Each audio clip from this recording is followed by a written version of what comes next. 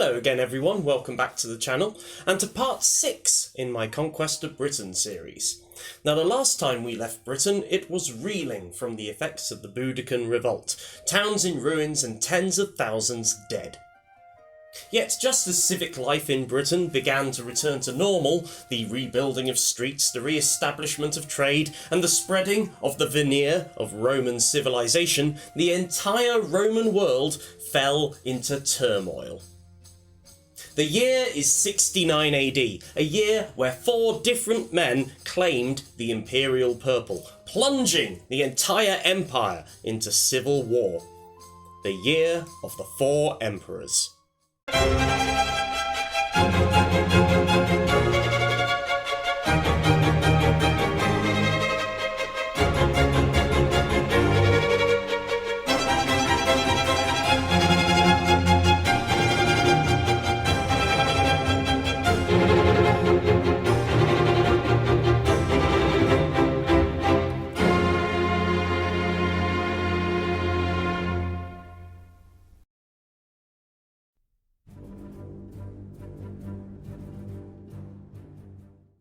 This particular Roman crisis began in 68 AD, when Emperor Nero's reign finally fell apart under the weight of all his excesses. He had managed to lose the respect of huge numbers of people within the Senate, the army, and across the provinces. In Gaul, the governor of Gallia Lugdunensis, Julius Vindex, came out in revolt and tried to get others to do the same. Now his revolt was put down very swiftly by the Rhine legions under the command of the governor of Germania Superior, Verginius Rufus. So Vindex's rebellion failed, and he was forced to commit suicide. But the movement that he started moved with rapid pace. Even the legions of Rufus tried to proclaim Rufus emperor. So realising that the writing was very much on the wall, Nero decided to take his own life. And supposedly he cried out before doing so, "What an artist dies in me."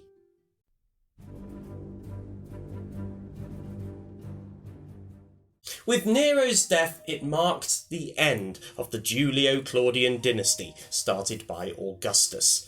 But despite the fact that Verginius Rufus had been proclaimed emperor by the troops, he had politely refused the position, particularly brave of him considering the circumstances.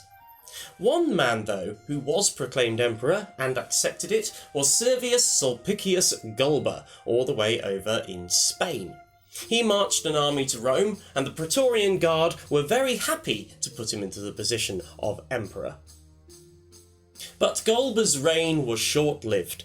He'd managed to alienate the soldiers who had put him there in the first place by not paying out the rewards that he had promised them. So after only 7 months, they turned on him, the Praetorians having been bribed by a man called Marcus Otto, who also had a bone to pick with Galba for not picking him as his successor. So in January 69 AD, the Praetorians killed Galba in the Forum in Rome and put Otto in his place. But Otto wasn't in a safe position, as he now had to worry about the governor of Germania Inferior, Aulus Vitellius.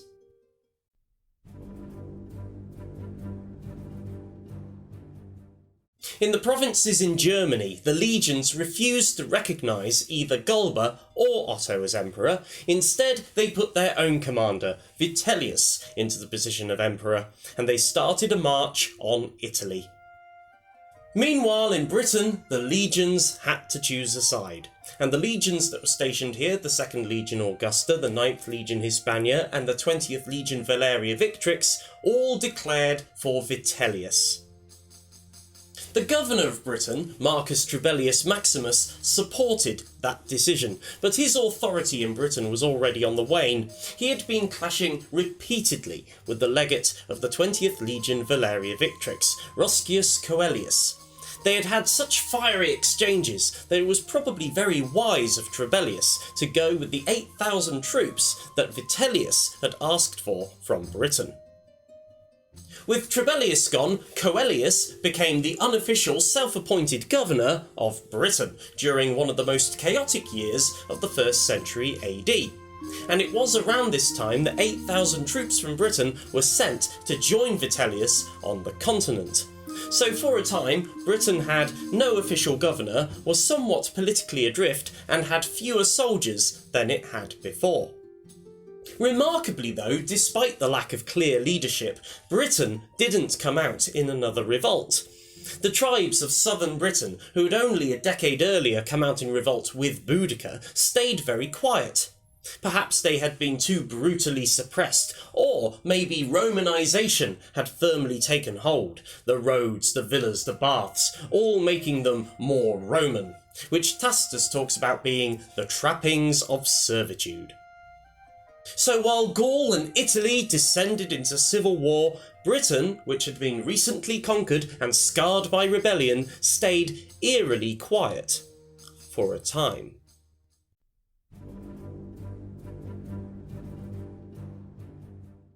In April 69 AD, Vitellius's forces met Otto's at the First Battle of Bedriacum in northern Italy. And in Otto's army, one of his commanders was a certain Gaius Suetonius Paulinus, the same man who had crushed the Boudican revolt. Despite Paulinus's experience though, Otto was defeated at the Battle of Bedriacum, and Vitellius solidified his position as the third emperor of the year. He did pardon Paulinus after the battle, but after this, his exact fate is unknown. After the disastrous Battle of Bedriacum, Otto committed suicide, and Vitellius started giving out rewards to his followers, such as new provincial governors.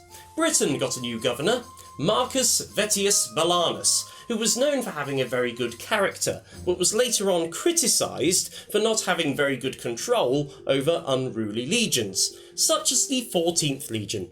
They had been ordered to make their way back to Britain, possibly to Wroxeter, but on their way they set fire to Turin.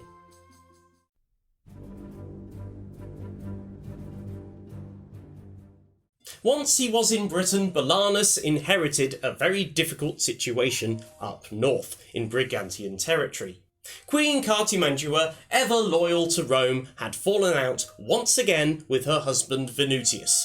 In fact, this time she had divorced him and taken up with Venutius's armour-bearer, Vellocatus, causing a civil conflict within Brigantian territory. With the legions unreliable and stretched thin, Bolanus was only able to send auxiliaries to try and help Cartimandua. Now they managed to get Cartimandua out of Brigantian territory, but they couldn't stop Venutius, who seized power and expelled the pro-Roman faction. As Tacitus dryly puts it, the kingdom was left to Venutius and the Romans left with the war. Some archaeological evidence indicates that Bolanus may have built or reinforced some forts along the southern border of Brigantia, such as Malton, for example, in order to contain any unrest without launching a full-scale invasion. For now, the north would have to wait.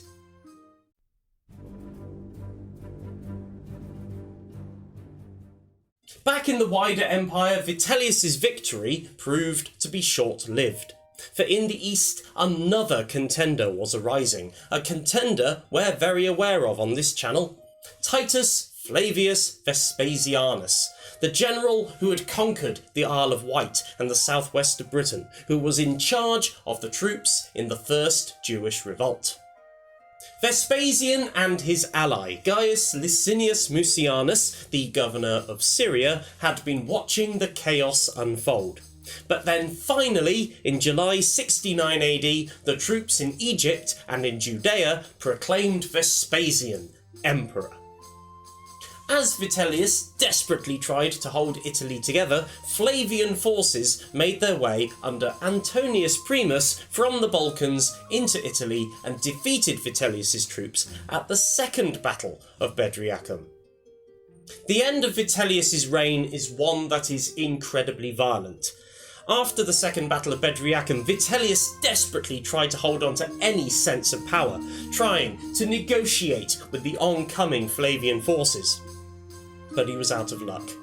As soon as the Flavians reached Rome, they found a hiding Vitellius, dragged him through the streets of Rome, and then executed him, before throwing his body in the river Tiber. All at the same time, Rome was being looted and burned.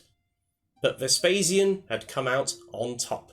He could make his way to Rome safely in the knowledge that he was now very much emperor.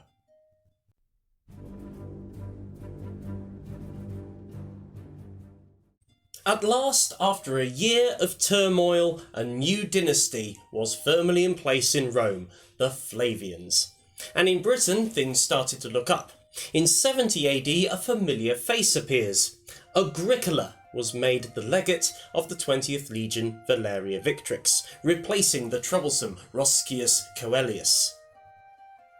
Bolanus remained in post until 71 AD, when he was replaced by Vitellius Cerialis, who would reignite Rome's advance into the north.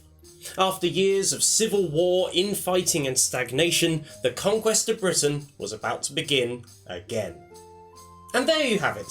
I hope you've enjoyed learning about the year of the 4 emperors. If I'm honest, it's one of my favourite parts of Roman history. In fact, in anticipation of filming this very episode, I got myself one of these. A silver denarius of Emperor Vespasian, supposedly dated between 70 and 71 AD, so that's very exciting for me. But thank you very much for watching. Please remember to like, comment and subscribe, it helps immensely, and I'll see you on the next one. Ciao for now.